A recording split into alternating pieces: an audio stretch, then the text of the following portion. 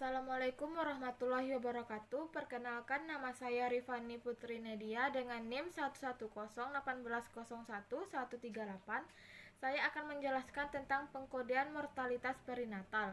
Menurut WHO, masa perinatal dimulai dari 22 minggu masa gestasi dan berakhir pada 7 hari setelah kelahiran. Kematian yang terjadi pada kurun waktu tersebut dikategorikan ke dalam kematian perinatal. Sertifikat kematian perinatal berisi data sebagai berikut.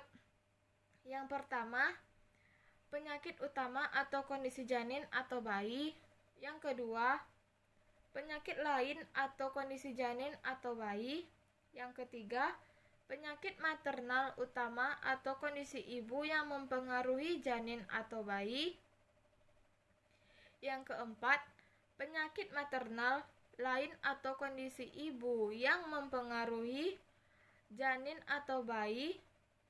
Yang kelima, penyakit atau keadaan lain yang ada kaitannya. Analisa sebab kematian perinatal diperlukan data ibu dan anak untuk menambah informasi tentang sebab kematian. Adapun data-data diperlukan antara lain, yang pertama, ibu, terdiri dari tanggal lahir, jumlah kehamilan sebelumnya, yaitu lahir hidup atau lahir mati atau abortus, tanggal dan hasil kehamilan sebelumnya, lahir hidup, lahir mati atau abortus, kehamilan saat ini, hari pertama dari saat menstruasi terakhir, bila tidak tahu atau diperkiraan selama kehamilan dalam minggu perawatan. Yang kedua, anak berat badan lahir dalam gram. Yang kedua, jenis kelamin, laki-laki atau perempuan atau tidak dapat ditentukan.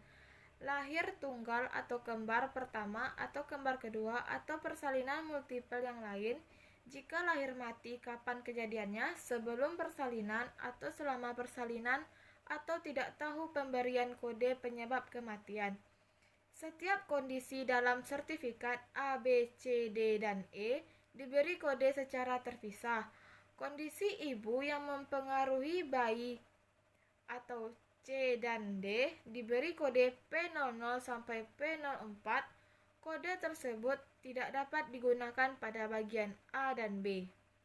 Pada bagian A dan B diberi kode P05 sampai P96 atau Q00 sampai Q99 congenital anomaly. Hanya satu kondisi atau diagnosa untuk bagian A dan C. Pada bagian B dan D dapat diisi beberapa kondisi atau diagnosa.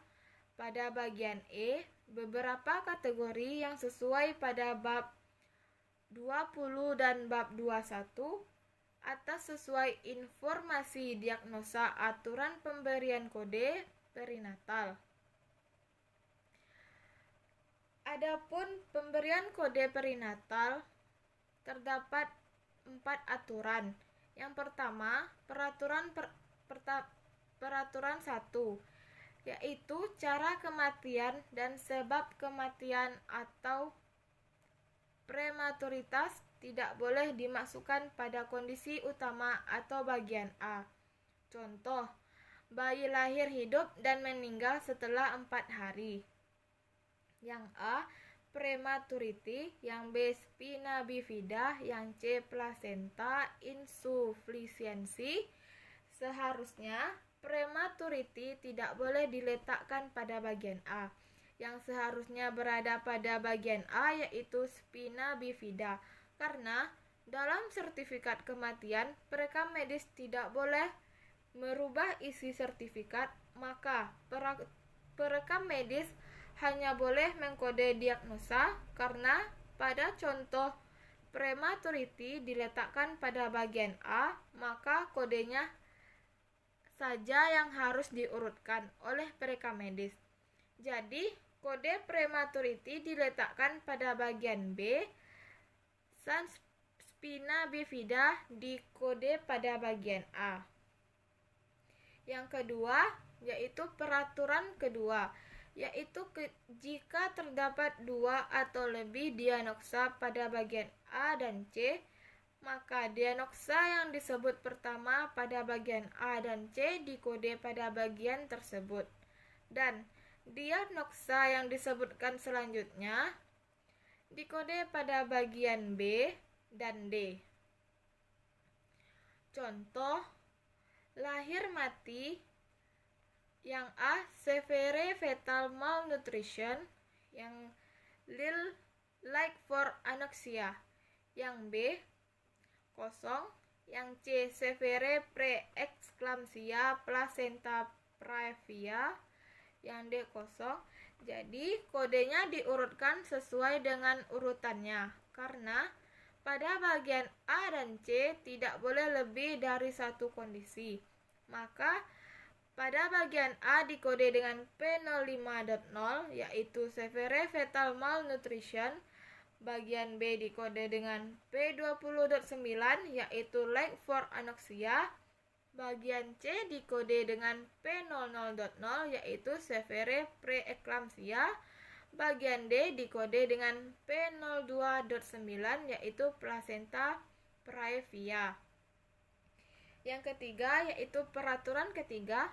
Pada peraturan 3 ini terdapat 5 syarat peraturan. Yang pertama, jika pada bagian A kondisi tidak ada, dilaporkan, dan pada bagian B terdapat 2 atau lebih kondisi, maka kondisi yang disebut pertama pada bagian B dikodekan pada bagian A. Yang kedua, jika bagian A dan B kosong dan kondisi yang dilaporkan meninggal, maka diberi kode P95 pada bagian A. Yang ketiga, jika lahir hidup dan penyebab kematian tidak diketahui, maka dikode dengan kode P96.8 pada bagian A. Yang keempat, jika pada bagian C kosong, sedangkan pada bagian D berisi, maka dianoksa pertama pada bagian D dikodekan pada bagian C. Yang kelima, jika bagian C dan D kosong, maka dikode dengan arti visual seperti pada bagian C. Yang keempat, yaitu peraturan keempat, yaitu apabila kondisi ibu diisi pada bagian A atau B atau kondisi bayi diisi pada bagian C atau D, maka diberi kode seolah-olah mereka telah diisi dalam masing-masing bagian yang benar. Contoh, bayi lahir meninggal selama persalinan. Yang A, severe intrauterine hypoxia, kodenya P20.9. Yang B, persistent occipito posterior.